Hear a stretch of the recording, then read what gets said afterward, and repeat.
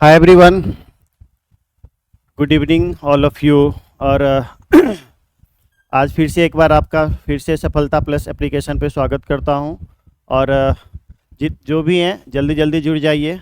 अगर कोई ऑनलाइन है तो जल्दी जल्दी जुड़ जाइए और आप बताइए कि एम आई ऑडेबल, आवाज़ आ रही सबको? अगर कोई है ऑनलाइन तो आप ज़रूर जवाब दीजिए। आज हम लोग अपने नए टॉपिक को लेकर आए हैं जिसका नाम है sentence and clause. Nitish, hello sir. Hello hello Nitish, आवाज़ आ रही है? अभी हम लोग एक नए टॉपिक को शुरू करने वाले हैं जिसका नाम है सेंटेंस एंड क्लाउज। सेंटेंस क्या होता है, क्लाउज क्या होता है, इसके बारे में समझेंगे इस पूरे चैप्टर में। और यह एक बेसिक चैप्टर है पूरे ट्रेडिशनल ग्रामर में, आपको इस चैप्टर्स के काम आएंगे। यानी इस चैप्टर में जितने भी कॉन्सेप्ट हैं, इन कॉन्सेप्ट पर आधारित ही आपको ट्रेडिशनल ग्रामर के सारे टॉपिक्स कवर होते हैं। सो बच्चे, आप इस चीज़ को ज़रूर ध्यान रखिएगा कि इस चैप्टर को मिस नहीं करना है, हर एक कॉन्सेप्ट को समझना है। मैंने कल भी आपको अपना mobile number, personal mobile number दे दिया था। अगर कोई इशू है वो तो आप ज़रूर फ़ोन करके पूछ सकते हैं, या फिर आपको जो डॉक्यूमेंट पीडीएफ दिया गया है उसमें सब हर कुछ हिंदी और इंग्लिश दोनों में लिखा हुआ है, आप उसे भी पढ़ के बहुत कुछ समझ सकते हैं। ढेर सारा एग्जांपल्स दिया गया है। जब ये सारा basic facts of grammar, sentences chapter ख़त्म हो जाएंगे तो मैं आपके लिए असाइनमेंट बना के लाऊंगा और ऑनलाइन डिजिटली आपको असाइनमेंट यहाँ से बनवाऊंगा भी। ठीक है, तो हम स्टार्ट करते हैं आपका नया टॉपिक जिसका नाम है सेंटेंस एंड क्लाउज। एक्चुअली हमने बेसिक फैक्ट्स ऑफ ग्रामर को छोटे छोटे पार्ट्स में डिवाइड कर दिया है। और सबसे पहला हमने बेसिक फैक्ट्स ऑफ ग्रामर में ग्रामर के सेक्शंस को समझा था, उसके बाद पार्ट्स ऑफ स्पीच को समझा, और आज हमारा तीसरा यूनिट स्टार्ट हो रहा है जिसका नाम है सेंटेंस एंड क्लाउज। ठीक है जी, तो सेंटेंस एंड क्लाउज को समझने के लिए, ऐसे तो पीडीएफ में सब लिखा हुआ है, आपको यहाँ पे डिफिनीशंस वगैरह दिख जाएंगे, लेकिन मैं हमेशा की तरह आपको एक नया पेज ले लेता हूँ और नया पेज लेने के बाद मैं आपको सिखाता हूँ, समझाता हूँ कि एक्चुअली में सेंटेंस होता क्या है। तो हमारा टॉपिक का जो नेम है मैं उसको थोड़ा लिख दूँ यहाँ पे, और ये हमारा, ठीक है,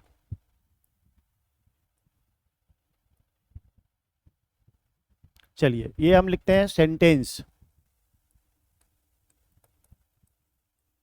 सेंटेंस सबसे पहले पढ़ेंगे, उसके बाद हम लोग पढ़ेंगे क्लाउज। हेलो, हाँ आ रही है जी सर, जी thank you Swati, Priya and Nitish. तो अभी हम लोग अब इस टॉपिक को शुरू कर रहे हैं। तो सेंटेंस, सेंटेंस क्या होता है, what does it mean of sentence, sentence क्या होता है। आप बचपन में जो पढ़े होंगे पहले हम उसकी बात कर लेते हैं, यानी कि जो आपने बचपन में पढ़ा होगा सेंटेंस के बारे में वो हम कर लेते हैं। A group of words, a group of words having a complete sense, having a complete sense। आपने ये पढ़ा होगा बचपन में। मतलब ये हो गया कि शब्दों का एक समूह जिसके पास अपना एक पूरा अर्थ होता हो, उसे हम क्या कहते हैं, उसे हम कहते हैं सेंटेंस। लेकिन मैं थोड़ा सा इससे आगे बढ़ता हूँ। आपने गौर किया कि इसमें आपने दो चीज को शामिल किया, एक group of words and second one is a complete sense. But according to my perception, मेरे अनुसार there are at least four parameters to make a proper sense of the sentence. चार पैरामीटर्स होते हैं सेंटेंस बनने के लिए। First one is group of words, group of words यानी कि शब्दों का समूह होना चाहिए, शब्दों का समूह, शब्दों का समूह होना चाहिए। उसके बाद the second parameter is proper grammatical arrangement, proper grammatical arrangement. Third one is meaningful sense, third one is meaningful sense, and last one is complete sense, complete sense। That means कि if the sentence consists these criteria, these four parameters, the if the sentence consist, अगर वाक्य रखता है ये चारों parameter, that means कि it's a proper sentence, वो एक प्रॉपर सेंटेंस होता है, वो एक पूर्ण वाक्य कहलाता है। जैसे ग्रुप ऑफ वर्ड्स, अब मैं इन सब चीज़ों को एग्जाम्पल से आपको समझाऊं तो आपको ज़्यादा अच्छा रहेगा। अभी हम यहाँ पे आप एक एग्जाम्पल लेते हैं, एक एग्जाम्पल लेते हैं। जैसे अभी मैं अगर लिखूं यहाँ पे PEN फुल स्टॉप, तो क्या ये एक सेंटेंस होगा? नहीं ना, ये सेंटेंस नहीं होगा, because it is this particular word does not consist proper grammatical arrangement, subject verb इसमें नहीं है, यानी एक ही वर्ड है। It has no group of words, that is why this is not a proper sentence. ठीक है जी। अब इसमें अगर हम ऐसे कर देते हैं कि I have a pen, I have a pen, that means कि it's a proper sentence because it has group of words, there are 4 words here, इस in this particular sentence there are 4 words here, so this one is used as subject। यानी कि यहाँ पर 4 शब्द दिए गए हैं, आई है, हैव है, ए है और पेन है। इसका मतलब क्या हो गया? ये इसका मतलब हो गया कि ये एक प्रॉपर सेंटेंस हो गया। ठीक है जी। मैं इंग्लिश में भी बोलूँगा और हिंदी में भी बोलूँगा, आपको टेंशन नहीं लेना, मैं हिंदी में भी समझा दिया करूँगा सबको। ठीक है, क्योंकि हम हिंदी व्याकरण तो पढ़ नहीं रहे, इंग्लिश ग्रामर पढ़ रहे हैं, तो थोड़ा बहुत इंग्लिश तो चलता है, बनता है मेरा बोलना। अब हम अगर सेकेंड बात पर ध्यान दें तो हमारा सेकेंड मैटर क्या है? Proper grammatical arrangement. अभी मैं अगर ऐसा लिखूं कि आई हैज ए पेन्स, आप गौर करोगे कि मैंने आई के साथ यहाँ पे क्या लगा दिया? हैज लगा दिया, और उसके बाद हमने क्या लगा दिया? ए के बाद पेन्स लगा दिया, जो कि प्रॉपर नहीं है, यानी कि गलत है, यानी ग्रामेटिकल स्ट्रक्चर यहाँ और यहाँ पे गलत है। तो इसका मतलब क्या हुआ कि ये एक सेंटेंस नहीं हुआ, यानी कि इसको अगर प्रॉपरली होना रहता तो क्या होता? I have a pens. यानी कि the second parameter of to make a sentence, it has proper arrangement of grammar, यानी ऑफ ग्रामेटिकल रूल्स, यानी ग्रामेटिकल रूल्स के प्रॉपर अरेंजमेंट होने चाहिए। उसके बाद हमारा तीसरा क्राइटेरिया या तीसरा पैरामीटर आप कह सकते हैं, वो था हमारा मीनिंगफुल सेंस। जैसे अगर मैं बोलूं कि वी कैन लिव, हम लोग जिंदा रह सकते हैं, हम लोग रह सकते हैं विदाउट वाटर, विदाउट वाटर यानी हम पानी के बिना जिंदा रह सकते हैं। क्या ये मीनिंगफुल सेंस दे रहा है? क्या नहीं ना। तो इसका मतलब हो गया कि ये प्रॉपर सेंटेंस नहीं हुआ। जैसे मैं दूसरा सेंटेंस लिखता हूं कि वी लिव्ड ऑन अर्थ, हम लोग धरती पर रहते थे, तो क्या ये प्रॉपर सेंस दे रहा है? क्या नहीं ना। इसका मतलब ये मीनिंगलेस है। दैट मीन्स कि ये दोनों जो सेंटेंस है, ये दोनों सेंटेंस प्रॉपर सेंस नहीं दे रहा है, अतः यह एक पूर्ण वाक्य नहीं है। अब हम आते हैं चौथा पे, जो चौथा पैरामीटर हमारा था, और वो चौथा पैरामीटर क्या था? वो था कंप्लीट सेंस। यानी कि अगर उस बात को समझाता हूं मैं, अगर मैं लिखूं कि that you are my best friend, कि तुम मेरे सबसे अच्छे दोस्त हो। अब इस बात को गौर करना यहाँ पे कि दैट मतलब क्या होता है? कोहर्सिकार की, और यह एक सबऑर्डिनेटिंग कंजंक्शन होता है, यानी कि कोहर्सिकार की से सेंटेंस तो शुरू हो नहीं सकता है। इसका मतलब यह है कि ये इनकम्प्लीट सेंस है। कंप्लीट सेंस कब होता? जब ये लिखा रहता I know that you are my best friend, यानी मुझे पता है या मैं जानता हूं कि तुम मेरे सबसे अच्छे दोस्त हो। अगर ऐसा रहता तो वह एक प्रॉपर सेंटेंस कहलाता, तो वह एक पूर्ण वाक्य कहलाता। लेकिन ऐसा नहीं है। That is why the reason is behind that this particular group of words do not belong to a proper sentence. ये प्रॉपर सेंटेंस को नहीं बताता है। यानी कि अगर ये रहता ऐसा कि you are my best friend, you are my best friend, तो ये प्रॉपर सेंटेंस होता।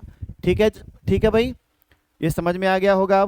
अब हम लोग पढ़ेंगे इसके क्लासिफिकेशन को, यानी एक बार मैं इसे हिंदी में लिख देता हूं, अगर आप कोई हिंदी माध्यम के बच्चे हैं तो आप जरूर समझ में आ जाएगा आपको। और फाइनली हम लोग इसको खत्म करेंगे। वाक्य किसको कहते हैं? सेंटेंस का मतलब वाक्य, यानी यह शब्दों का एक समूह होता है, यह शब्दों का एक समूह होता है, यह शब्दों का एक समूह होता है जिसमें सही व्याकरणिक क्रम, जिसमें सही व्याकरणिक क्रम के साथ पूर्ण तथा सार्थक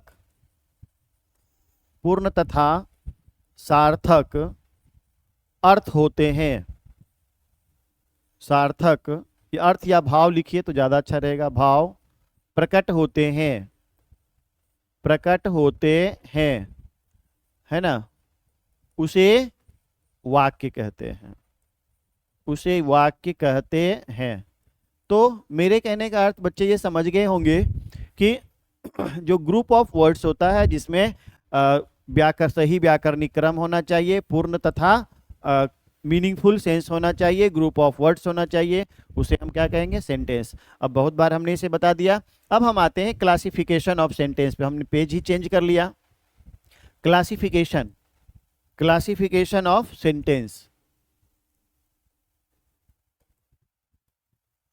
classification of sentence. Classification, what does it mean of classification? क्या मतलब होता है क्लासिफिकेशन का? क्लासिफिकेशन बचपन में जब आप पढ़ते होंगे, किसी चीज को बांटते होंगे, तो आप गौर करते हैं वहां हम लिखते थे प्रकार, ये चीज कितने प्रकार के होते हैं। या फिर इसे हम लोग कहते थे टाइप, अंग्रेजी में इसे टाइप कहते थे। या फिर इसे काइंड कहते थे। काइंड्स ऑफ नाउन आप पढ़ते होंगे, टाइप्स ऑफ नाउन पढ़ते होंगे। तो ये टाइप और काइंड और क्लासिफिकेशन, इसमें क्या अंतर है? What is the difference between classification और टाइप और काइंड? आप बता सकते हैं तो बताइए। क्लासिफिकेशन का मतलब होता है जब किसी चीज को आधार के आधार पर बांटा जाता है। आधार के आधार पर, जहां आधार का मतलब आधार कार्ड मत समझ लीजिएगा, आधार मतलब बेस, यानी बेस के आधार पर जब हम उसको बांटते हैं तो उसे हम क्या कहते हैं? उसे हम कहते हैं क्लासिफिकेशन, यानी वर्गीकरण। शुद्ध हिंदी में इसे कहते हैं वर्गीकरण। शुद्ध हिंदी में इसे हम क्या कहते हैं भाई? वर्गीकरण कहते हैं। यानी कि ये जो वर्गीकरण हमारा है उसे क्लासिफिकेशन अंग्रेजी में कहते हैं। यानी कि जब हम किसी आधार के आधार पर बांटते हैं, असामान्य रूप से अगर हम बांटते हैं तो उसे क्या कहते हैं? टाइप या काइंड कहते हैं। जैसे मैं एक सामान्य से एग्जांपल से आपको समझाऊं कि अगर हमारे पास 10 आम रखे हुए हैं और उसको हमको बांटना है, तो ऐसा भी हो सकता है कि दो गो आम कर दिए, यानी 5 गो ढेर लग गया, 5 गुद्दी लग गया, है ना, कि 5 गो उसका ग्रुप बन गया। लेकिन अगर उसे हम ऐसा करें कि 2 गो एक जगह पका हुआ आम कर दें, 2 गो कच्चा आम करें और 6 आम सड़ा हुआ एक साथ अलग कर दें, तो मतलब क्या हो गया कि हमने 3 कैटेगरी में बांटा, लेकिन हमने क्वालिटी के आधार पे बांटा। यानी क्वालिटी के आधार पर कच्चा आम अलग हो गया, पका हुआ आम अलग हुआ, सड़ा हुआ आम अलग हो गया। तो जब हमने क्वालिटी के आधार पर आम का वर्गीकरण किया तो उसे 3 कैटेगरी में बांटा। अब बिना किसी आधार के आधार पर बांटा तो हमने उसे 5 कैटेगरी में बांट दिया। तो इसी तरह से आधार के आधार पर जब हम बांटते हैं तो उसे वर्गीकरण कहते हैं। ठीक है। अब हम लोग उसके आधार के आधार पर, यानी कि on the basis of sense, SENSE, sense, यानी सेंस का मतलब हो गया अर्थ या भाव के आधार पर बांटेंगे तो कितने तरह के सेंटेंस होंगे? On the basis of sense, sentence is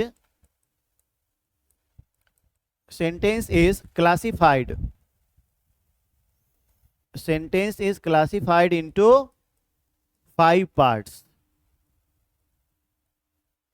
5 parts आप ऐसा लिख सकते हैं यहाँ पे, यानी कि इसे 5 भागों में बांटते हैं। और तो सबसे पहला भाग हमारा क्या हो गया? यानी कि ये सेंस के आधार पे हम लोग कर रहे हैं, तो सबसे पहला हमारा हो गया assertive sentence.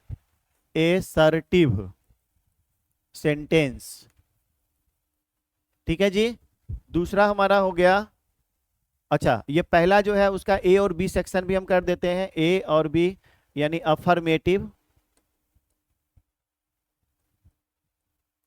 Affirmative sentence.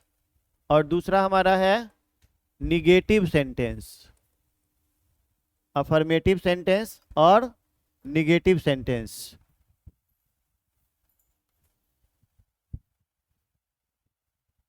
Affirmative sentence और निगेटिव सेंटेंस। फिर हम आते हैं दूसरे पे, और ये हमारा है इंट्रोगेटिव सेंटेंस। Interrogative sentence. और यह भी दो टाइप का होता है, जिसमें से सबसे पहला होता है yes no question, yes no question, and second one is WH question, WH question. Third one is imperative sentence, third one is imperative sentence, fourth one is optative sentence, optative sentence। थोड़ा लिखने में time लग रहा है, अगर आप कहें तो मैं PPT बना के ले आऊं इसका। और 6 और 5 फिफ्थ वन यानी last one is exclamatory, exclamatory sentence। That means कि these are the 5 sentences and which are categorized, which are classified on the basis of sense. यानी सेंस के आधार पे जब हमने बांटा तो इसे हम 5 भागों में बांटे, यानी assertive sentence, interrogative sentence, imperative sentence, optative sentence और एक्सक्लामेटरी सेंटेंस। अब हम ना इसको हिंदी में लिख देते हैं यहाँ पे सबको। ये देखिएगा यहाँ पे असर्टिव सेंटेंस को कहते हैं कथनात्मक वाक्य, यानी कथन से संबंधित। कथनात्मक वाक्य मतलब क्या हो गया? कथन। कथन को अंग्रेजी में कहते हैं स्टेटमेंट। स्टेटमेंट यानी कि स्टेटमेंट का बोध जिसमें होता हो, और इसका बेसिक स्ट्रक्चर क्या होता है भाई? Subject plus verb. यानी the basic structure of assertive sentence is subject plus verb. यानी जिस वाक्य में सब्जेक्ट प्लस वर्ब रहेगा वो क्या कहलाएगा? वो कथनात्मक वाक्य कहलाएगा, वो स्टेटमेंट कहलाएगा, उसे हम असर्टिव सेंटेंस कहेंगे। ठीक है जी। अफर्मेटिव सेंटेंस, इसको हम लोग हिंदी में कहते हैं सकारात्मक वाक्य। सकारात्मक वाक्य, सकारात्मक वाक्य। और इसको कहते हैं नकारात्मक वाक्य। नकारात्मक वाक्य यानी कि सकारात्मक वाक्य का मतलब क्या हो गया? कि जिसका हाँ अर्थ हो। नकारात्मक वाक्य का मतलब क्या हो गया? जिसका ना अर्थ हो। उसके बाद और भी बातें इसमें करेंगे, आगे बढ़ेंगे तो। इंट्रोगेटिव सेंटेंस, इंट्रोगेटिव सेंटेंस का मतलब होता है प्रश्नवाचक, प्रश्नवाचक वाक्य। यानी जिससे प्रश्न का बोध होता हो, जिससे प्रश्न का बोध होता हो उसको क्या कहेंगे भाई? प्रश्नवाचक वाक्य। यस नो क्वेश्चन, यानी कि यस नो क्वेश्चन का मतलब जिसमें हाँ या ना का जवाब आवे, WH क्वेश्चन। इसके लिए हिंदी कोई शब्द नहीं, बल्कि इसी से आप समझ सकते हैं। इंपेरेटिव सेंटेंस, इसका मतलब क्या होता है भाई? इंपेरेटिव सेंटेंस का मतलब हुआ आदेश सूचक वाक्य।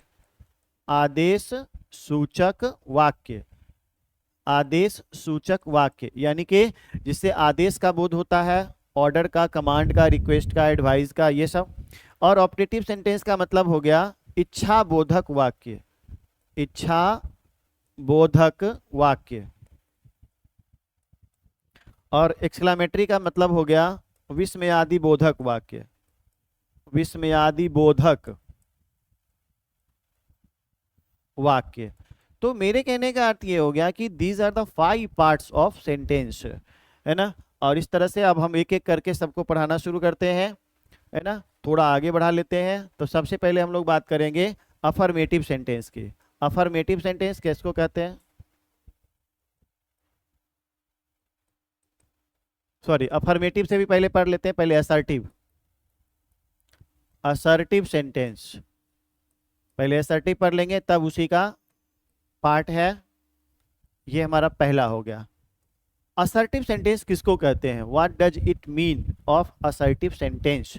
असर्टिव सेंटेंस कहते हैं, एक शब्द होता है एसर्ट, ASSERT, ASSERT, एसर्ट। एसर्ट का मतलब होता है कहना, यानी वक्तव्य देना, कहना। से मतलब भी कहना, टेल मतलब भी कहना, यानी कहना का बहुत अर्थ होता है। तो एसर्ट का मतलब भी कोई आप प्रॉपरली स्टेट कर रहे हैं, स्टेटमेंट कर रहे हैं, तो उसके लिए हम लोग एसर्ट यूज करते हैं। इसी से बनता है ASSERTION, जिसको कि हम लोग स्टेटमेंट भी बोलते हैं, सर्सन या स्टेटमेंट, है ना। और इसको हम लोग कथन बोलते हैं, शुद्ध हिंदी में बोलते हैं कथन। ठीक है, जो प्रॉपरली स्टेट किया जाता है। एक होता है असर्टिव, इसी से बनता है असर्टिव, जो कि यहाँ पे आपको लिखा हुआ भी है। और इसका हिंदी होता है कथनात्मक, यानी कि जिसमें एसर्शन का बोध हो जिस सेंटेंस से, वैसे वाक्य क्या कहलाते हैं? कथनात्मक वाक्य कहलाते हैं, कथन से संबंधित वाक्य कहलाते हैं। हालांकि ये तो आपको समझाने के लिए मैंने बोला। अब आप इसमें थोड़ा आगे बढ़ेंगे तो आप इसका ग्रामेटिकल पहलू देखेंगे। तो इसका बेसिक स्ट्रक्चर होता है, the basic structure, the basic structure of assertive sentence. Assertive sentence यानी असर्टिव सेंटेंस का बेसिक स्ट्रक्चर क्या होता है? Subject plus verb. यानी जो जिसमें सबसे पहले सब्जेक्ट हो, फिर वर्ब हो और फिर ऑब्जेक्ट हो, तो ऐसे सेंटेंस क्या कहलाते हैं? असर्टिव सेंटेंस कहलाते हैं। दूसरा सेक्शन इसका हम लोग देखते हैं कि जिसमें यस और नो सेंस होता है, तो इसको हम लोग कहेंगे it is a sentence, it is a sentence which has yes और नो सेंस, यानी जिसका हाँ या ना अर्थ हो।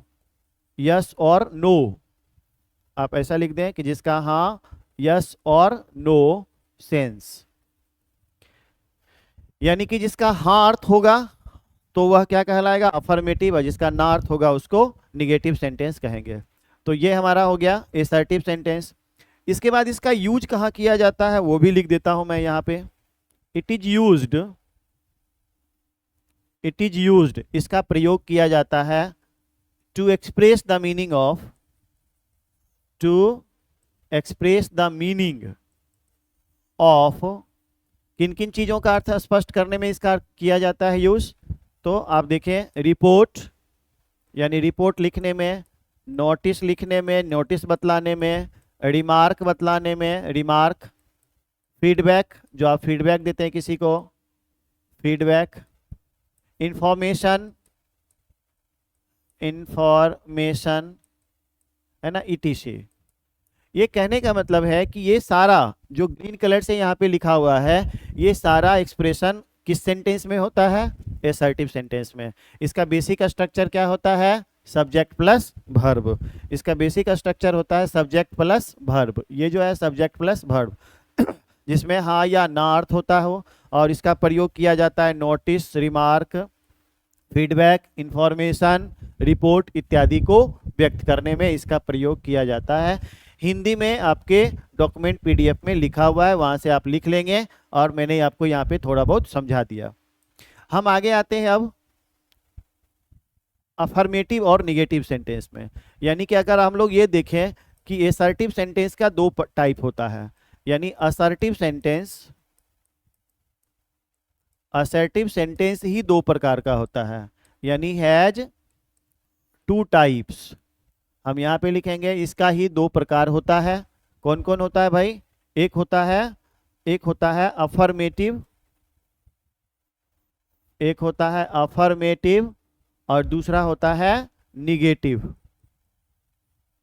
एक होता है अफर्मेटिव और दूसरा होता है निगेटिव। ठीक है जी, समझ में आ रहा होगा। तो अफर्मेटिव सेंटेंस और दूसरा होता है निगेटिव सेंटेंस। ठीक है, आप लोग कोई कमेंट नहीं कर रहे हैं? कुछ समझ में आ रहा है या नहीं? कुछ बताना चाहते हैं तो बताइए, है ना। एकदम इजी फील करिए और मज़े से सीखना है, ज़्यादा टेंशन नहीं लेना है और मज़े से सीखना है। प्रेशर लेके कोई चीज़ सीखा नहीं जा सकता है। एक्चुअली इंग्लिश में कोई सिलेबस नहीं होता, मैंने कई बार इस बात की चर्चा की है। English has no any syllabus, but it is a matter of practice. The more you practice the more you learn.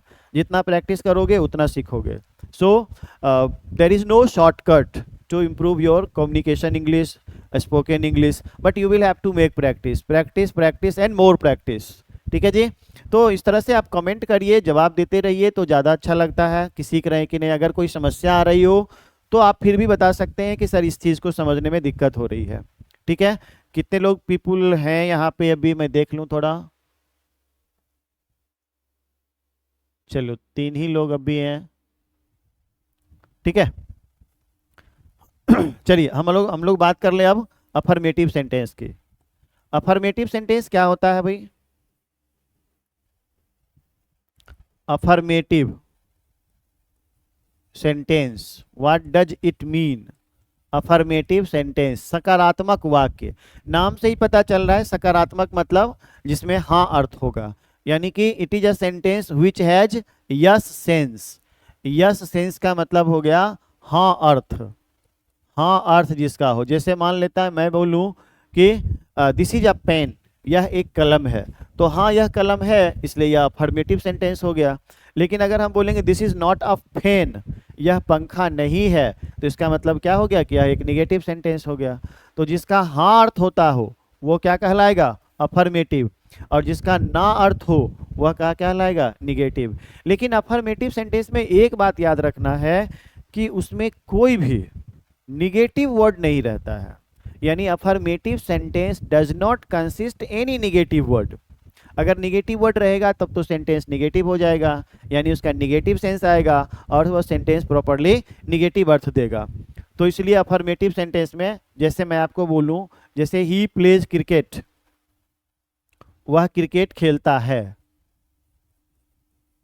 वह क्रिकेट खेलता है। अगर आप इसका निगेटिव बनाएंगे तो इसका निगेटिव बन जाएगा he does not, he does not play cricket, play cricket, है ना। तो ये वह क्रिकेट नहीं खेलता है, ये निगेटिव सेंस दे रहा है, यानी ना अर्थ दे रहा है। लेकिन यह तो क्या दे रहा है, यस सेंस दे रहा है, यानी हाँ अर्थ दे रहा है। तो ये अफर्मेटिव हो गया और ये निगेटिव हो गया। ठीक है बच्चे, अब हम लोग यहाँ पे लिख लेता हूँ मैं एक बार, निगेटिव की भी चर्चा मैंने कर दी है यहाँ पे कि निगेटिव सेंटेंस किसको कहते हैं। निगेटिव सेंटेंस में आप यहाँ पे जब वहाँ यस सेंस देखे थे तो यहाँ पे क्या आएगा, नो सेंस, यानी कि it is a sentence which has no sense. यह एक वाक्य होता है जिसका ना अर्थ हो निकले, तो this particular group of words is to be said negative sentence which has no sense. So in this particular sense, इस अर्थ में देयर इज एटलीस्ट वन, कम से कम एक निगेटिव वर्ड, कम से कम एक निगेटिव वर्ड निश्चित तौर पे सेंटेंस में होना चाहिए ताकि वह सेंटेंस निगेटिव बन सके। जैसे मैं आपको बोलूं कि निगेटिव वर्ड होना चाहिए, मैंने अभी निगेटिव वर्ड बोला, और निगेटिव वर्ड कौन कौन से होते हैं मैं इसकी चर्चा थोड़ा करता हूं अब यहाँ पे। निगेटिव वर्ड,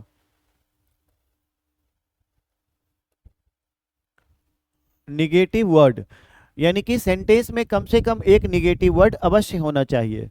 तो ये निगेटिव वर्ड क्या होता है, what does it mean of negative word.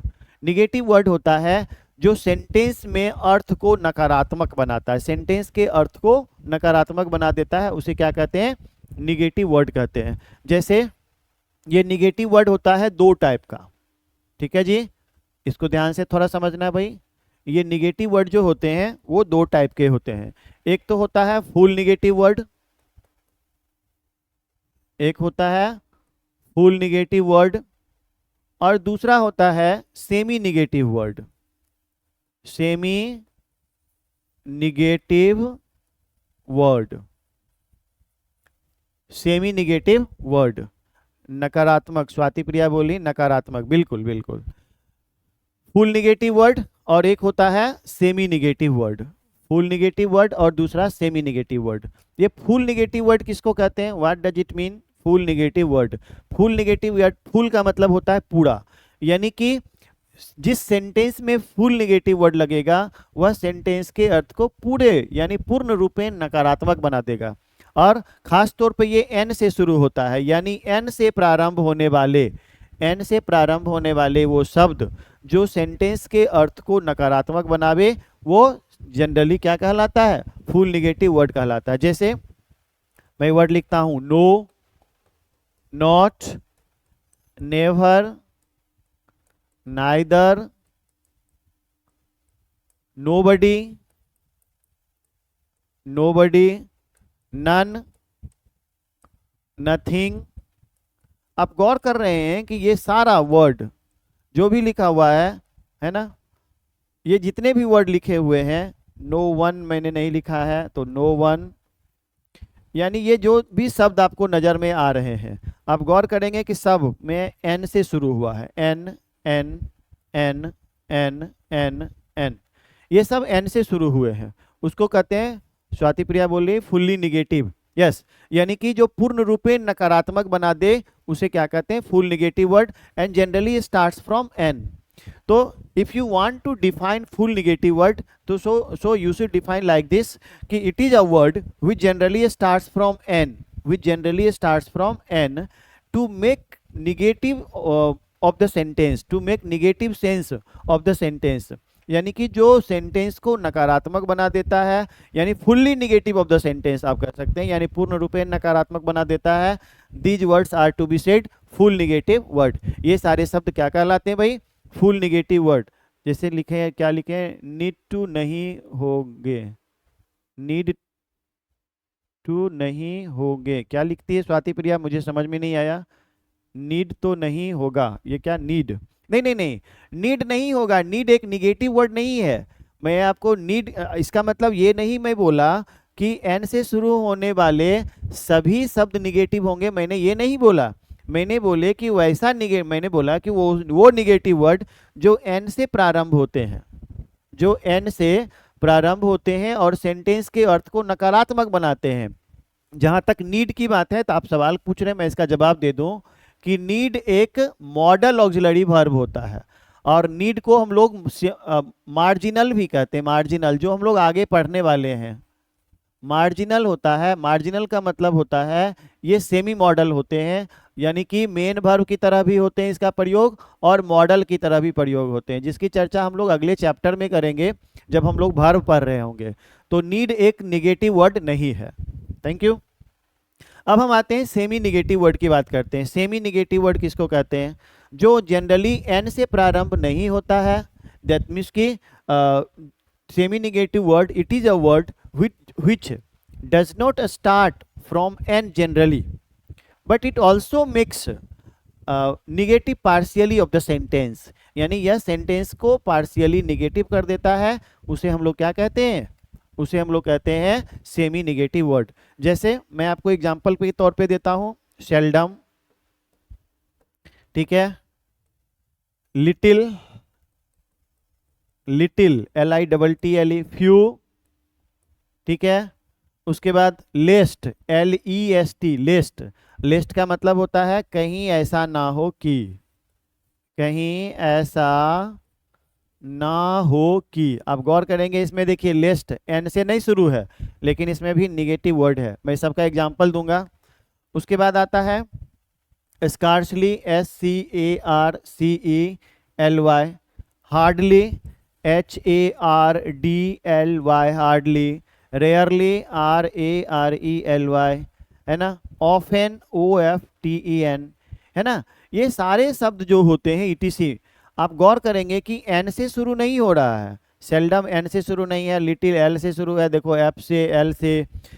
इसका मतलब है कि एन से जनरली ये शुरू नहीं होता। मैंने ऐसा कभी नहीं कहा कि एन से शुरू होने वाले सारे निगेटिव वर्ड कहलाएंगे। मैंने ये बोला कि निगेटिव वर्ड जो एन से शुरू होते हैं और सेंटेंस को नकारात्मक बनावे वो फुल निगेटिव। जो जनरली एन से शुरू ना हो बट सेंटेंस को पार्शियली निगेटिव फॉर्म देता हो, वो सेमी निगेटिव वर्ड कहलाता है। मैं आप को एग्जाम्पल से आप समझाऊं तो ज़्यादा अच्छा लगेगा आपको। जैसे अगर मैं इसका एग्जाम्पल दूं नोट का, नोट का, जैसे he is not going, he is not going to Patna, वह पटना नहीं जा रहा है। अब आप बताइए कि यहाँ पे पटना नहीं जा रहा, तो पूर्ण रूपेण नकारात्मक हो गया, यानी कि कोई चांस नहीं है पटना जाने का, यानी कि नहीं जा रहा है। लेकिन अगर हम यहाँ पे लिखते he seldom goes to Patna, he seldom goes to Patna, इसका मतलब है कि वह पटना अक्सर जाता है। अक्सर जाता है मतलब डेली नहीं जाता है। तो अब बताइए इसमें नहीं शब्द छुपा हुआ है कि है नहीं, यानी छुपा हुआ है। इसका मतलब हुआ कि वह पटना अक्सर जाता है, यानी प्रतिदिन नहीं जाता है। तो जो नहीं छुपा हुआ है, तो ये सेंटेंस को अर्ध नकारात्मक बनाता है और ये सेंटेंस को पूर्ण नकारात्मक बनाता है। ठीक है जी। और भी मैं एक एग्जांपल लेता हूँ लिटिल और फ्यू का, तो ज़्यादा आपको और भी पसंद पड़ेगा। एग्जांपल नंबर ये 1 था हमारा। अब एग्जांपल नंबर 2 लेते हैं। जैसे अगर मैं बोलूँ आई हैव लिटिल नॉलेज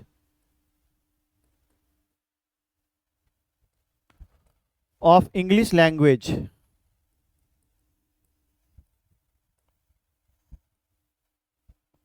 है ना। I have little knowledge of English language, यानी मेरे पास अंग्रेजी भाषा का ना के बराबर ज्ञान है। अब यहाँ जो लिखा हुआ है लिटिल ना, ये एक निगेटिव सेंस देता है, लेकिन अगर हम इसके जगह पे कर देंगे ए लिटिल, यानी आई have a little knowledge of English language, तब यह फिर से पॉजिटिव सेंस देगा, सकारात्मक अर्थ देगा। और ये जो लिटिल केवल लिखा हुआ है वो माइनस सेंस देता है, यानी निगेटिव अर्थ देता है, यानी नकारात्मक अर्थ देता है। यानी अगर आप ऐसा बोलते हैं कि I have a little knowledge of English language, तो इसका मतलब हुआ कि मेरे पास अंग्रेजी का थोड़ा बहुत ज्ञान है। लेकिन जब आप लिखते हैं कि I have little knowledge of English language, तो इसका मतलब होता है कि मेरे पास अंग्रेजी का ना के बराबर ज्ञान है। आपको याद ये रखना है कि लिटिल के बाद आने वाला नाउन हमेशा अनकाउंटेबल नाउन होता है और सिंगुलर होता है, सिंगुलर अनकाउंटेबल नाउन होता है, ये याद रखना है। हालांकि मैं इस पर अभी चर्चा नहीं करूंगा क्योंकि मैं अभी बता रहा हूं आपको सेमी निगेटिव वर्ड के बारे में। फिर मैं एक तीसरा एग्जाम्पल भी लेता हूं और फ्यू का एग्जाम्पल लेता हूं। फ्यू का मतलब क्या होता है भाई, जैसे आई हैव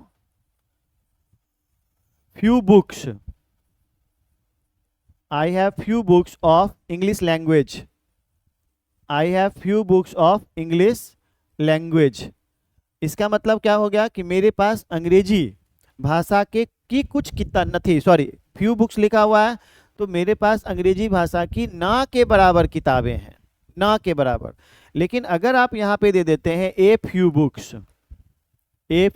बुक्स, तब इसका मतलब हो गया ये सकारात्मक अर्थ तब देगा, और ये नकारात्मक अर्थ दे रहा है, ये नकारात्मक अर्थ दे रहा है, जिसको कि हम लोग समझने के लिए माइनस का प्रयोग कर लिए, माइनस साइन का प्रयोग कर लिए।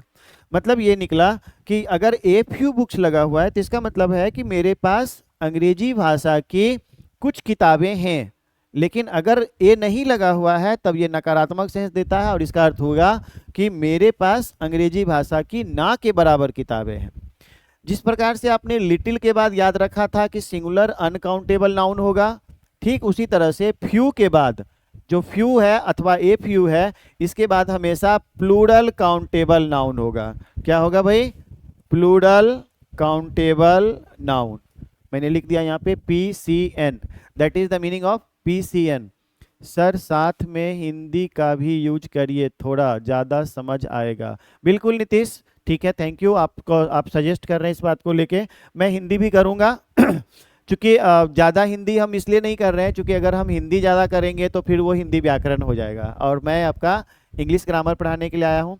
लेकिन मैं कोशिश करूँगा, मैं आपकी बात का ध्यान रखूँगा कि मैं हिंदी भी बोलूँ। हालांकि मैं हिंदी में बोल के समझाता हूँ, अगर थोड़ा दिक्कत अगर होती है तो मैं इसको ज़्यादा हिंदी करूँगा। ठीक है भाई,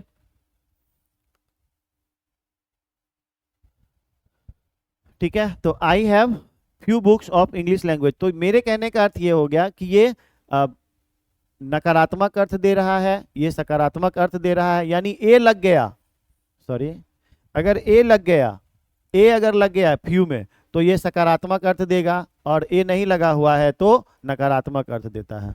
तो इस चीज़ को आपको थोड़ा समझ में आ गया होगा। यानी कि आज हमने अभी डिटेल से पढ़ा था लिटिल और सॉरी लिटिल कहता हूँ मैं, फुल निगेटिव वर्ड और सेमी निगेटिव वर्ड के बारे में।